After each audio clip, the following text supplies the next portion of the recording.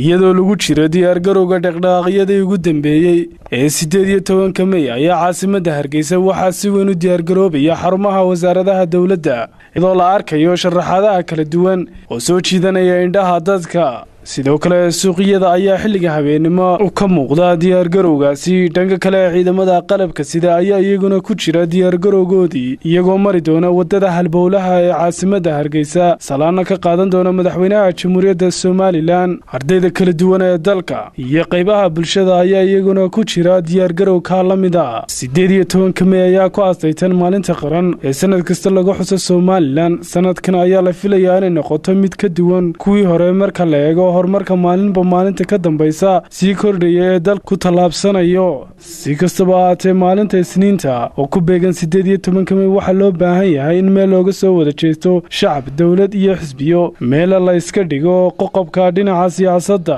lana ilaaliyo nabadgelyada guud lana la shaqeeyo ciidanka ammaanka qaybihiisa kala duwan jaaliyadaha dibadda ee Soomaaliland ayaa iyaguna ku jira diyaargarowga iyo soo dhaweynta maalintan qaran telefishinkan caalamiga ee Star ayaa ka qayb qaadanaya sidii maalintan loo weyneyn lahaa isagoo idin soo diyaariyay marba marka ka dambaysa dhacdooyinka ugu dambeeya ilaa tan iyo marka laga gaarayo xuska maalintan ee maalinta Isniinta ee 18 May Ismaan Axmed Ismaan telefishinka caalamiga ee Star magaalada Hargeysa